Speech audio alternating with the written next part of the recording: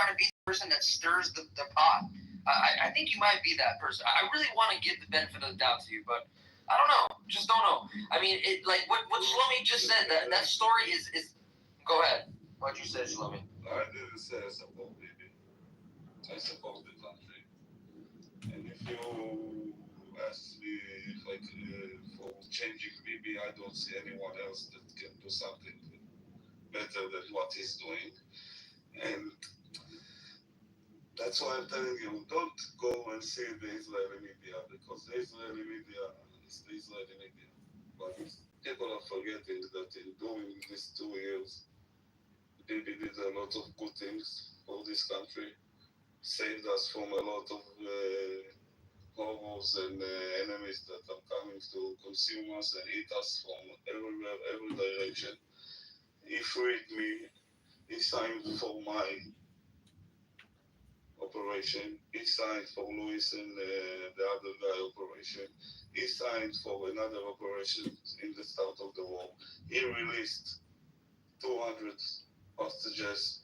Yeah, I know that some of them died in the beginning and in the last couple of months, not couple, the last 7 months. There was a deal in the last month.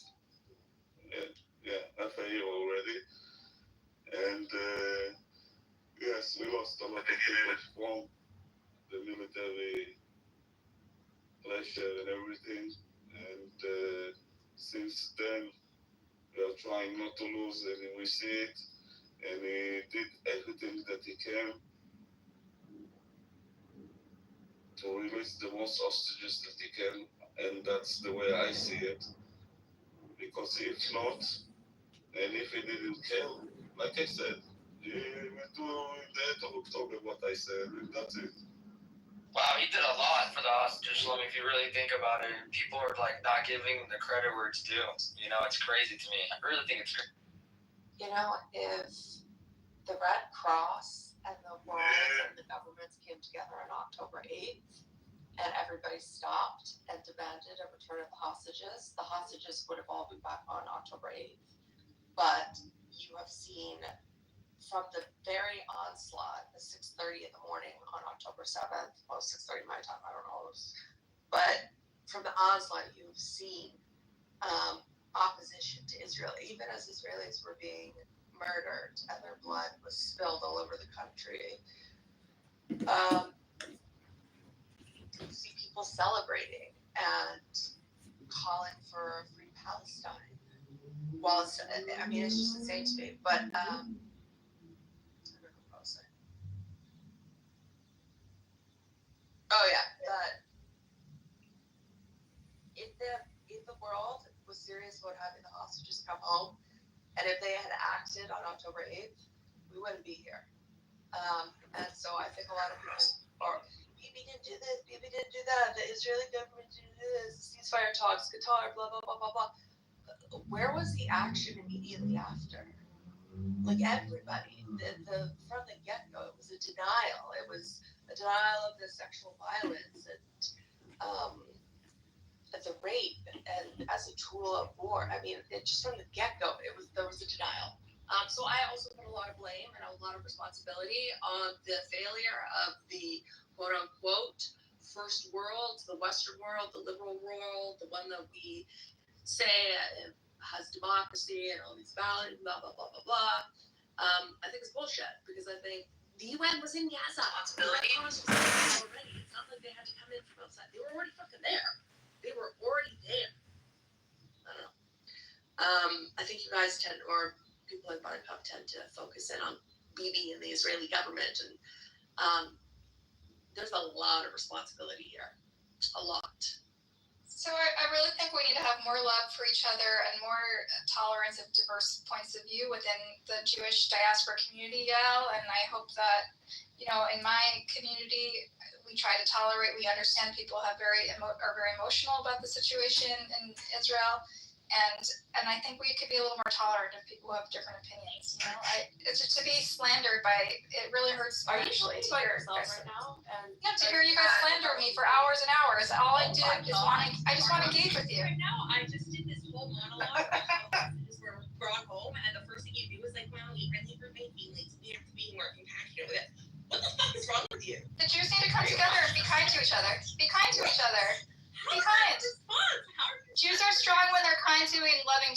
Buttercup, I'm not playing the game. Stop censoring yourself. I'm not playing this game. Jews are kind when they're kind to each other.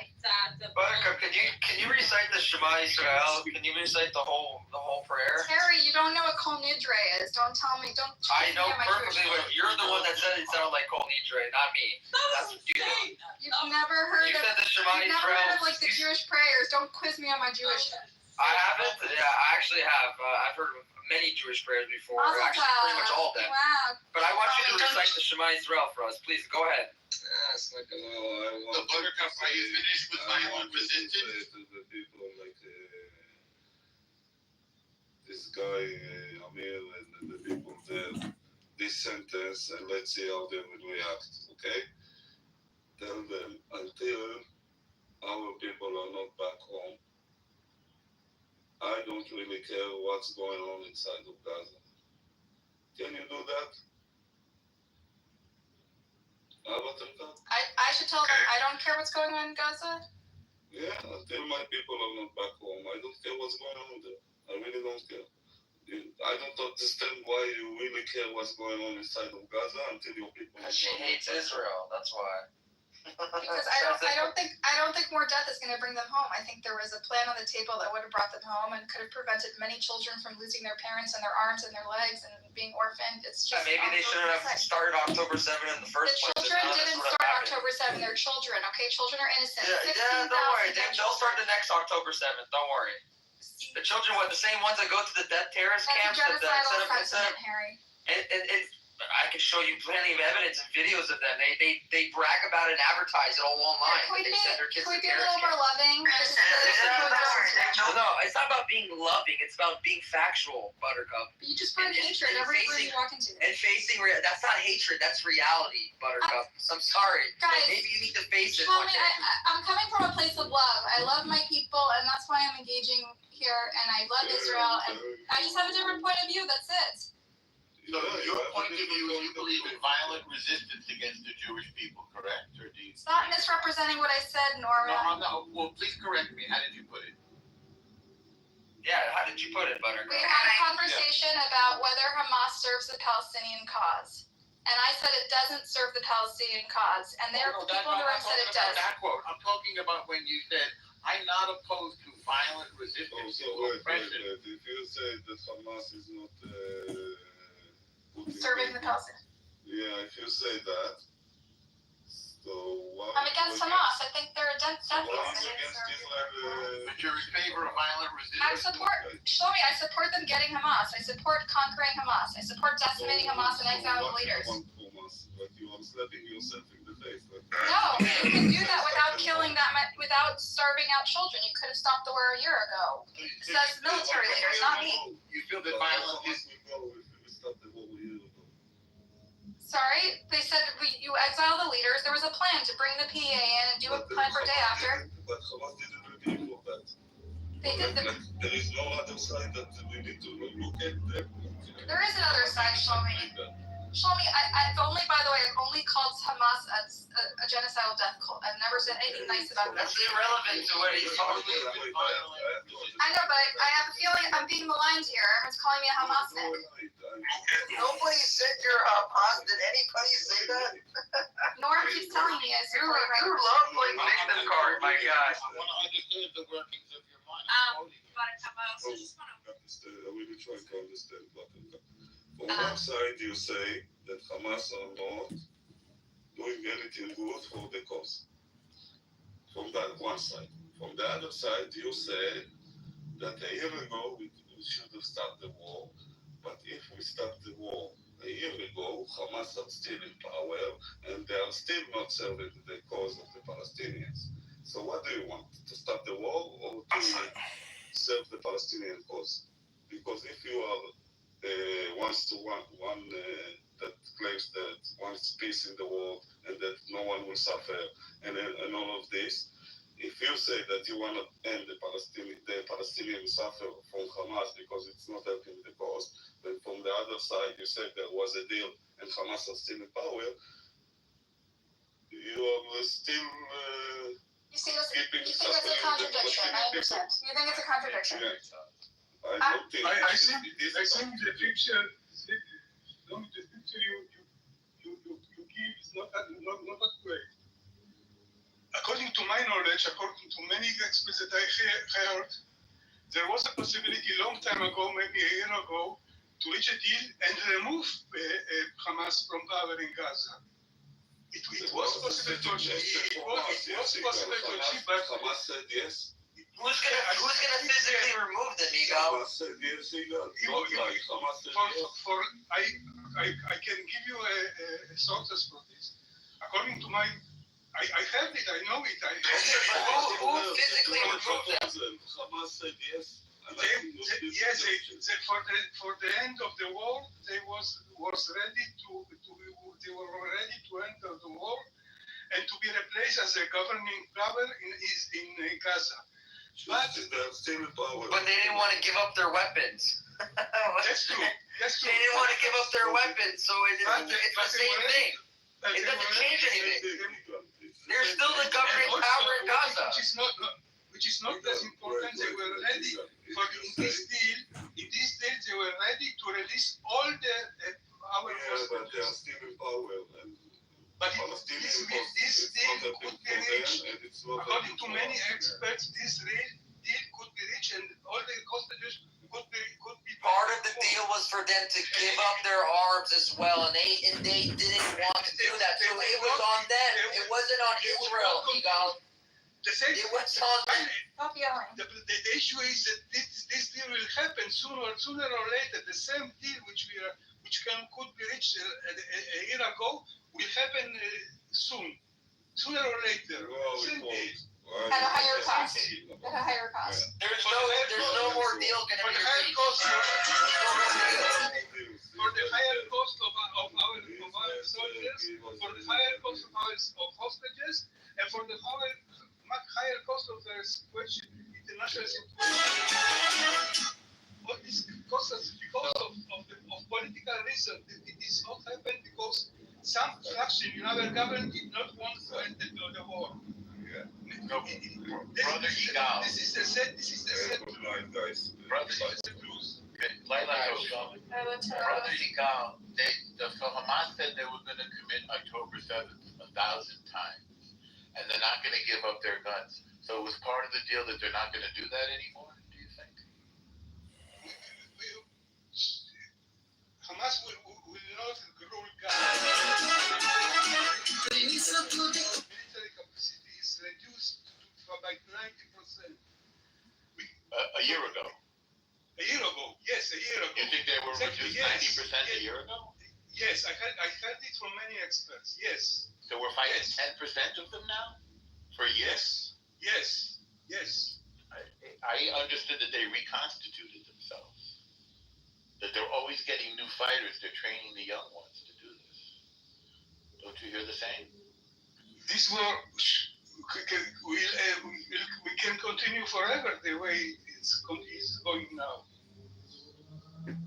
Well, we can continue forever, or we can have a definitive victory. But we are losing a lot. But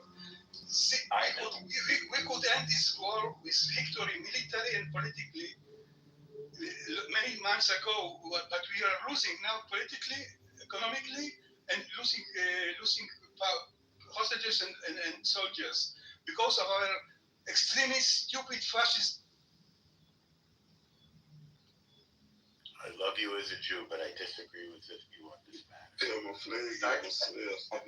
the chat, I posted a video of dozens of ex and current and former military and intelligence officials in Israel who say the war could have been ended. It was everything that could be accomplished has been accomplished. I want to ask you something, Buttercup. Do you believe an accomplishment is to get back all the hostages? Don't ask Buttercup anymore.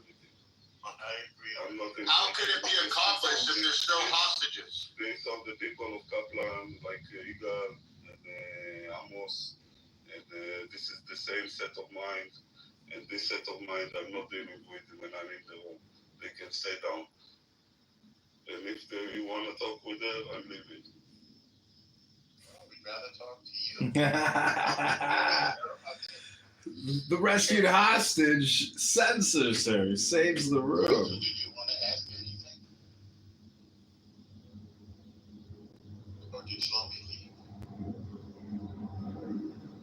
majority said tonight. I don't see him.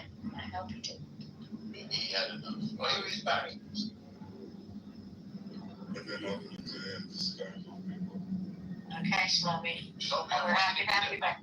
I want you everybody to meet a sweet friend of mine. I'm trying to be nice and calming, and in the end, I get the same feeling that I get from Amos, telling me you should be ashamed of yourself. You didn't go and shake Trump's arm to tell him release the hostages. You should go and demonstrate. And this are kind of things that they think that is helping for the hostages. They say when we are demonstrating and putting this power on our government, they will raise the price. Definitely, they will raise the price. Eventually, they are looking at us every moment and see what how we are going through. And every time in Gaza, when we saw in Al Jazeera, the demonstration, they said it's not enough, it should be bigger. It's helping our cause. And you don't understand that. That's what they were telling us as hostages. It's not enough people. It should be bigger. It should be bigger and bigger. And you come and make us look weak and care about who is starving or not starving in Gaza when my friends are still in captivity and other people that I don't know personally are really starved. Yeah? And come and say that we need to end this war because people are starving in Gaza or this or this or this. Buttercup, go check. The military in Israel wants to conquer all of Gaza. They want to end this, try to release the hostages. They are eager to do it. This is the set of mind of the real people in Israel, not the minority that you see on the media. Stop making make us look weak in this world. Stop. People like you, Amos Eagle, in this app, fucking up.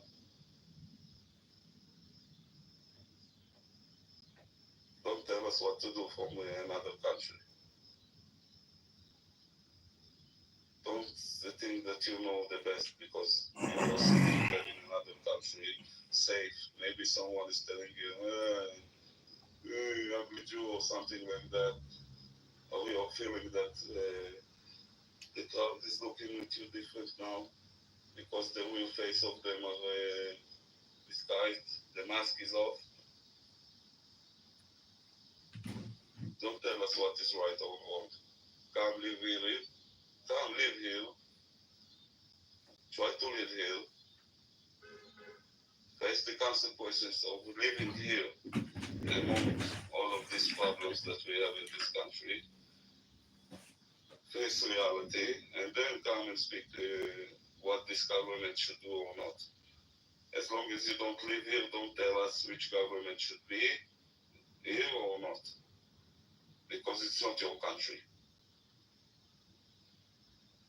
You live in another country. Vote for Biden. Probably vote for Biden or Kamala in the last election. Because this is what you represent. The same shit. Shlomi, I have to say, it's hard to hear what you're saying, but I have to tell you, my mother made Aliyah. He came back to this country and he said the same thing. He said I am no longer there, and they deserve. The world needs to take a back seat and let Israel fulfill its understanding and what they do. And I think, and he said it's going to be hard for the rest of the Jews, but this is self-determination. So I appreciate what you just said.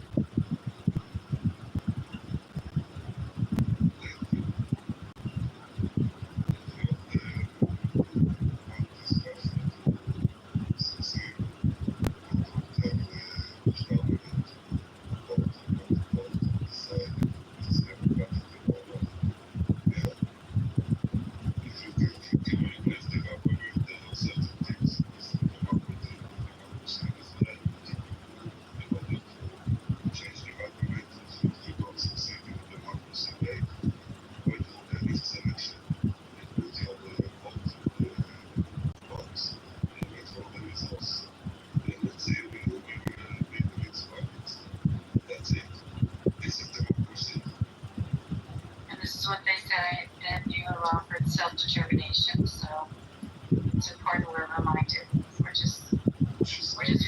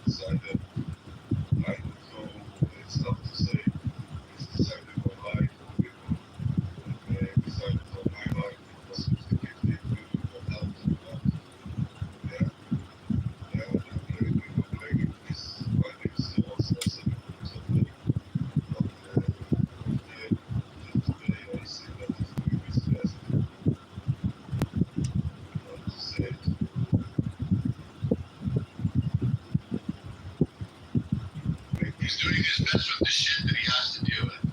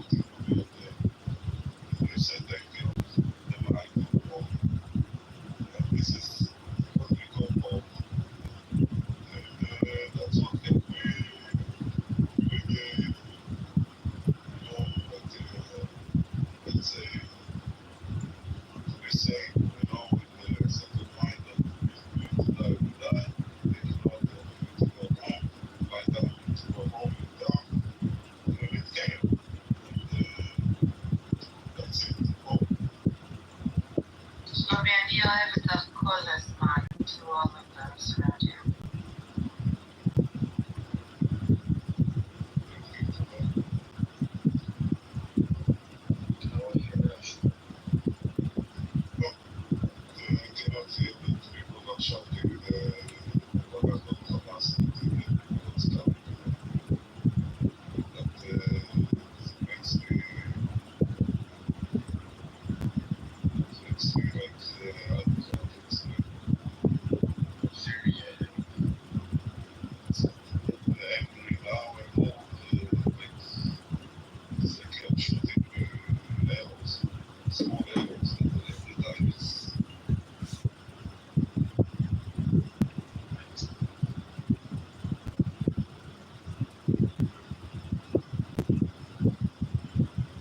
Shlomi, I want you to meet my beautiful friend from synagogue. We pray for you every day, and especially your Shabbos.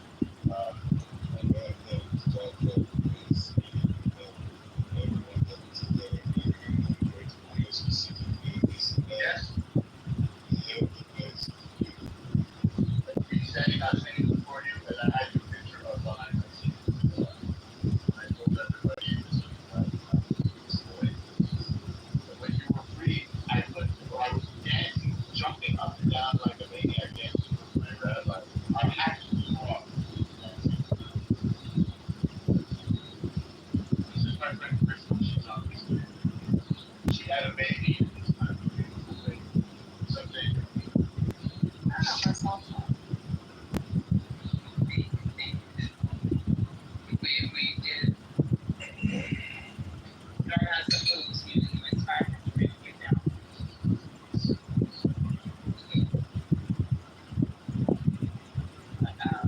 There's something in there.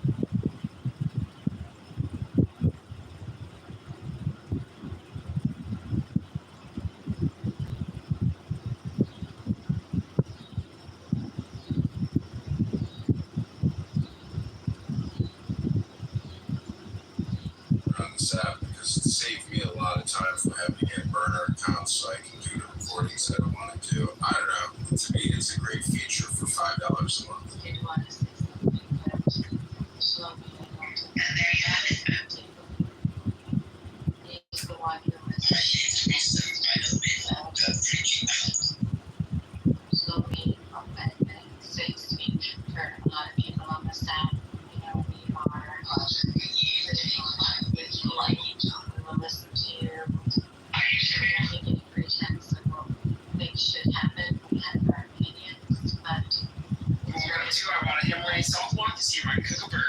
After my last video making a steak, I realized I didn't have it hot enough, so I just put it in the oven for an hour to get it to 500 degrees. And if I'm being completely honest, I don't fully trust this thing yet. For some reason, I feel like it's just going to explode in my oven for some reason. So anyways, back to this burger. I just got everything kind of right in time for the block to come out of the oven, which was finally ready to cook. And I will say, right off the bat, these are cooking a lot better than the steak did, so I'm going to season them up, put the buns down, and it's time to get started on the veggies. Here's a Himalayan salt block fun fact. Apparently, the lime was first discovered in the 4th century when Alexander the Great's horses were found leaking salty rock. And if that's not crazy enough, here's another one for you. Apparently, they're not even from the Himalayas. They're actually mined in Pakistan. So I guess you learn something new every day. Sorry, I got all talking. My patties, veggies, and bacon are finally done, so that means it's time to assemble this thing and see if it's any good. Now look, I have high hope for this one because I feel like you just can't have too much salt on a burger. Now I'm telling you right now, if this turns out good, I'm gonna have to open a little restaurant called the Smash Block or something stupid. Okay, here's the truth. The burger was actually pretty solid. I would give it a 6.5 out of 10, but the zucchini were absolutely horrible. They were so salty.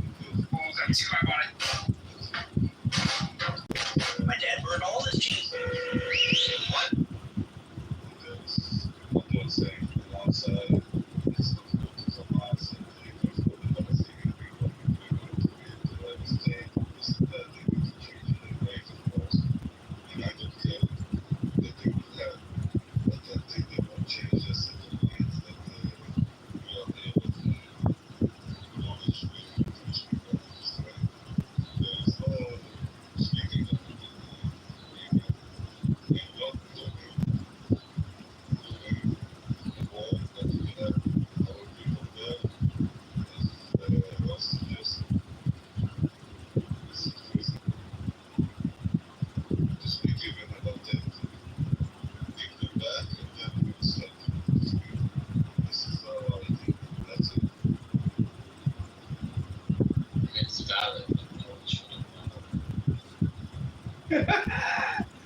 You hear the wildest things. People wanted to make people held hostage.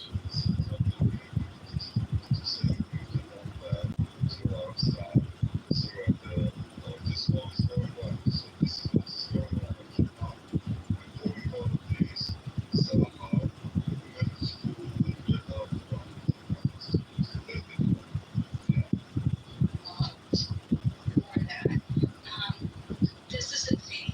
People hear your outrage right now just from the recent situations. But it's not even that. Like everyone knows the Craigslist articles and this and that. We just kind of like, all right, he served his time and whatnot. I've recently been sent items that I'm like, oh yeah, okay, whatever. It's probably not true. I'm not gonna look at it, whatever. And then if people like, no, really, KK, this is happening, but he can't be trusted. He has a habitual pattern of unfortunately preying on people, charming them and using them. And I was like, well, I get that for his actual, the Craigslist thing that whatever that he self-admitted it on top to, but it's just sad. It's just really just, I mean, I'm shaking because I just read this afternoon, and I read the entire thing. It's public information. It was the New York State Unified Court System. It's a .gov website and Nassau County, and it offers up all the decisions within the court system.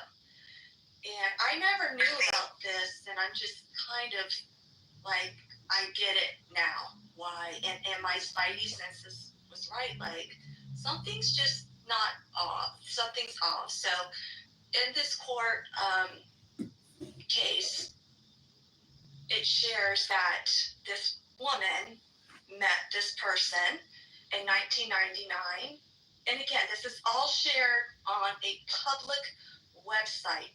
Anybody could see it. She met him at in 1999 at a flea market where he was selling sports memorabilia part-time and while allegedly working at Bears and Stearns. For those that do not know, Bears and Stearns was an investment banking company, and they were part of the reason for the crash, the housing crash market in 2008. Then they were eventually sold out as JP Morgan and Chase. If you are projecting that you are working for Bears and Stearns, and it was expressed to this poor woman that he was working at Bears and Stearns in the area of international currency. This is an investment banking firm. Okay, so this lady that met him in 1999, and then in March of 2001, this lady asked him to be a co-trustee for a large check from a trust that was written to her from her family, and it was in the form of $200,000, and it was agreed upon. Yes, $200,000, and it was agreed upon that he would take that check and deposit into a Dreyfus, and I guess Dreyfus is a bank, and that he would, in March of 2001, it was supposed to be a investment, and it was agreed that he would personally take the check to Dreyfus, I'm quoting now from the court document, and open an account to which the $200,000 would then be deposited. But what happened was that he put the $200K trust fund check made out to the Dreyfus family of funds, both she and he signed as co-trustees. And instead of opening a trust fund, he opened a personal account in his own name in which he deposited the $200,000 check. Again, this is all online. I'm shocked. So in the court case revealings, it does say that he embezzled the proceeds and depleted the entire deposit in July of 2001. She discovered the funds were misappropriated and reported to the authorities. The months following, he was arrested, charged with grand larceny in the second degree. Upon later entering a plea of guilty in grand larceny in the third degree, he was sentenced to 5 years probation in order to pay $100,000 restitution. So if you think about it, she met him in 1999, and he did this in February 2001. And then he was,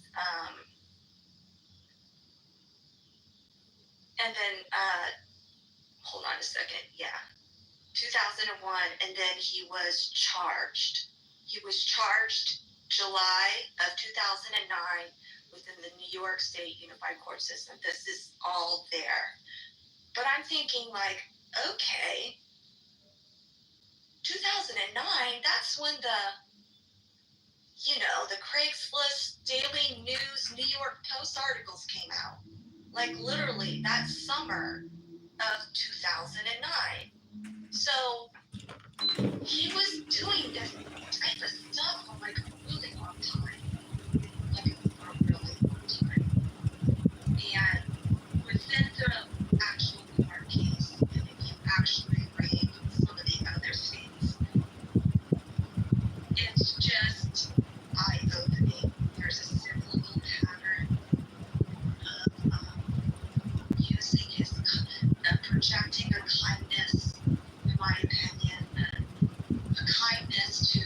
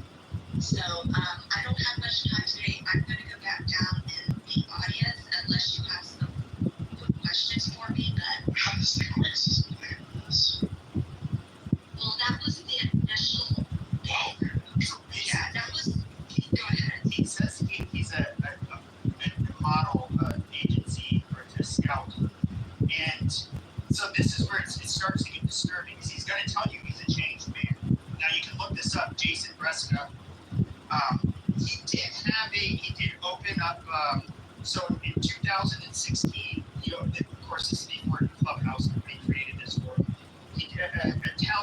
talent agency. It said something along the lines of looking for models won't require sex work, some stupid shit. And it's just like, really? You're doing this shit again? And then, about 2 months ago, he opened Next Level Content Creators Model and Concierge Service. Now, I'm sorry, dude, but like, if anything, does this sound like a changed man to you? I mean, this guy is fucking sick, and we see him doing like the love bombing of everybody. This is, and for you guys who don't know, like, I would let him in my spaces when I would do my big spaces like every day, like a few years ago. And His racist hate speech rooms. Like, the guy, don't trust him. There were people that worked with actual content creators. They weren't scam artists like him. That were, including ones that were monetized on this app. They were telling me, like, dude, don't trust him.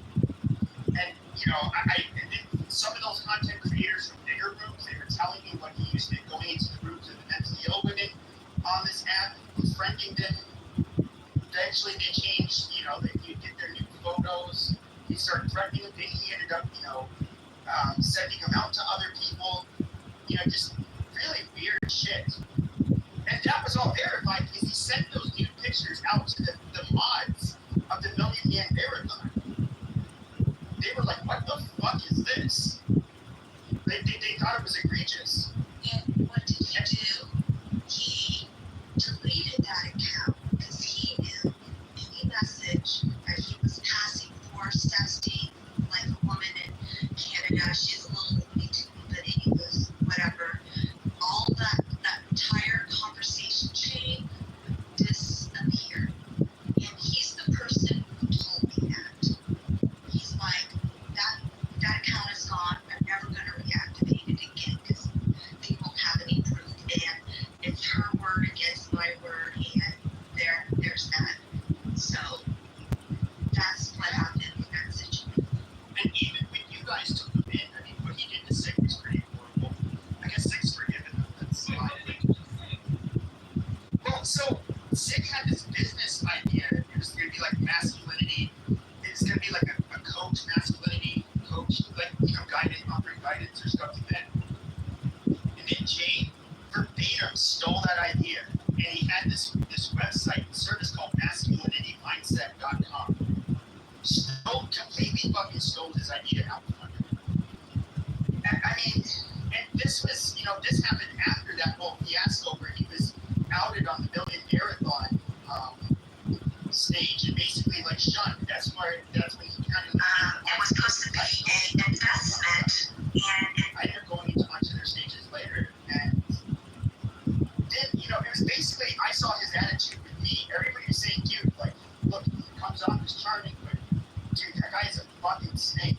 And then once he was like ripping off the Jewish population or the Jewish users on this app, saying, basically being gung-ho Israel, then he all of a sudden became a quote-unquote Jew. He's not Jewish.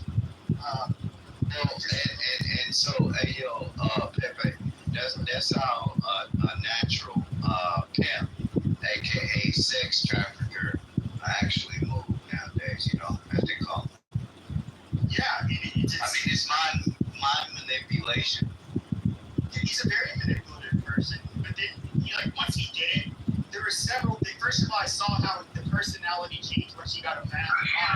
Once I saw how he moderated, I was like, this is just about like his ego, and it's about exerting control, having a sense of power. Like, it was really weird. It's like I'm somebody who, I mostly go into other people's rooms now.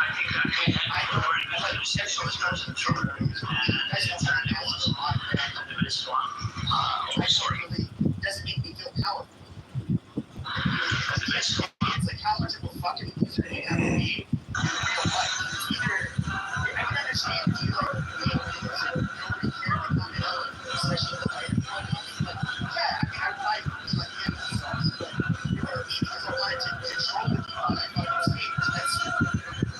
stage.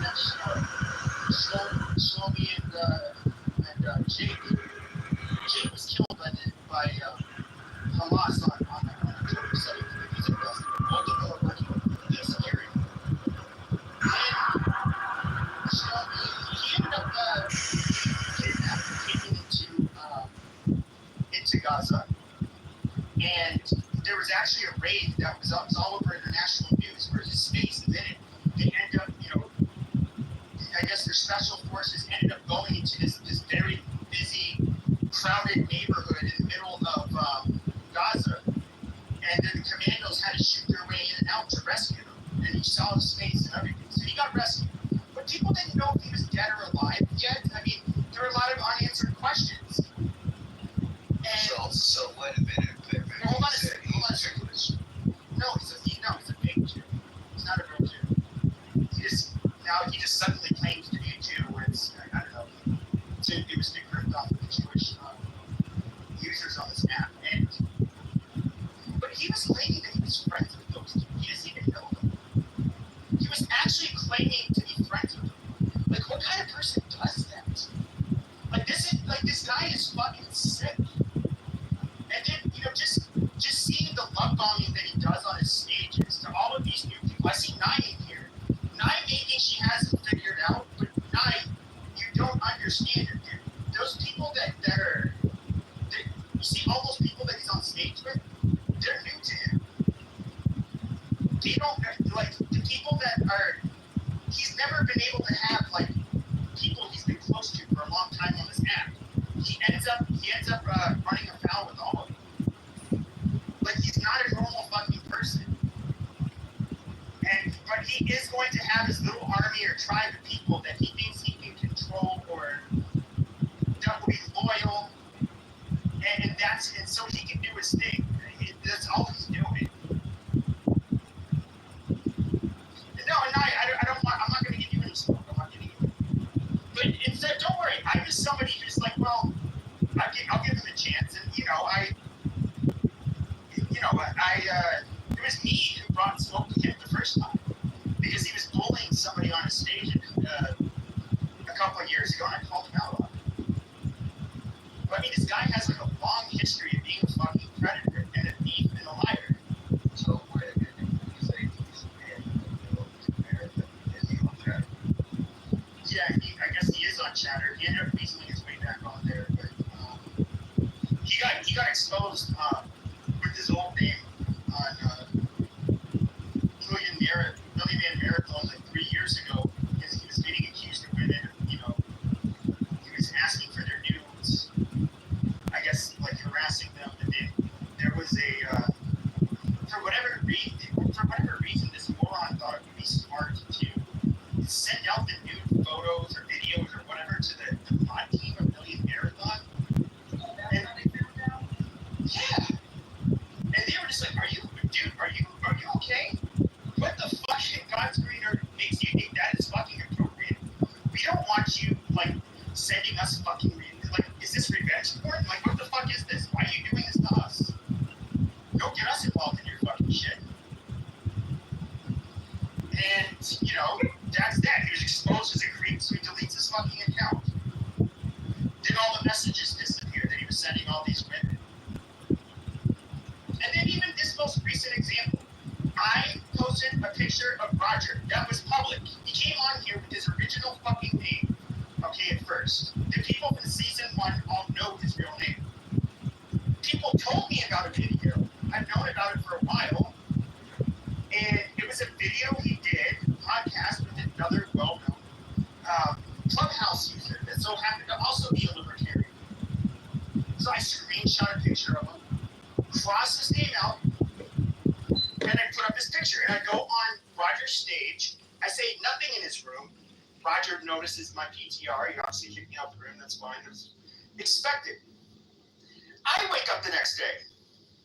And this motherfucker is saying, I'm hearing him saying things like, oh, this piece of shit, she's doxing people, social security numbers, family members.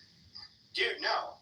I literally did not say his name, did not say his address, did not say anything about his family. I don't know where he works. Said nothing about him. About any personal identifying information. I posted shit that was public. And you saw like the other day, the season 1 Clubhousers came up on the stage and said, yeah, dude, it's not doxing. Like, it's common knowledge to this.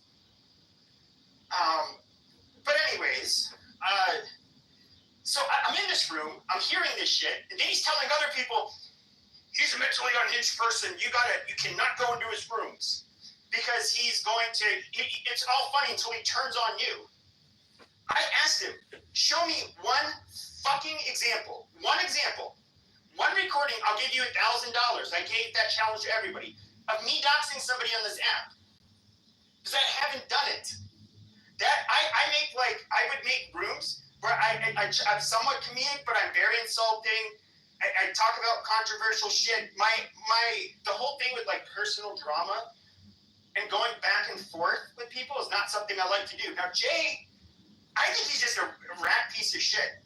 He's had this cycle throughout his fucking life, and especially here on this app. And you know, if he's gonna make his little content, hinting at like, oh, who's the most, and you know, he's saying, ladies, like when he makes his smart little remarks in his rooms and shit. We know he's talking about me. All right, fine. I'm just gonna address it directly to you because I know he's listening, and that's fine. But at the end of the day, what is it? Like, Jay? What is your fucking goal here? Is it to make a narrative because it will get some people into your fucking room, so you can look like the hero that's trying to save everybody from fucking doxing a doxer? From a bad guy? Is it to get people not to go in my rooms? Kind of like how you squeezed out Roger and Brennan from the fucking Healthy Debates Club. Which, by the way, I actually like Brennan. Despite me fucking, you know, I think Roger's kind of an asshole. You know, I don't dislike Roger. And like I said before, I think he's a good moderator. You're a fucking shit moderator. You just love bomb people on your stage constantly and give your shitty fucking takes, you know, after everybody else talks because you don't know how to be a fucking moderator and let a conversation flow. But, you know, your brain is not normal, obviously. That's why you've been fucking homeless in prison. You don't have close friendships because you end up fucking everybody over. I mean, you're a fucking piece of shit. But Jay, at the end of the day, what was your goal? Were you trying to, like, is this even your attempt at trying to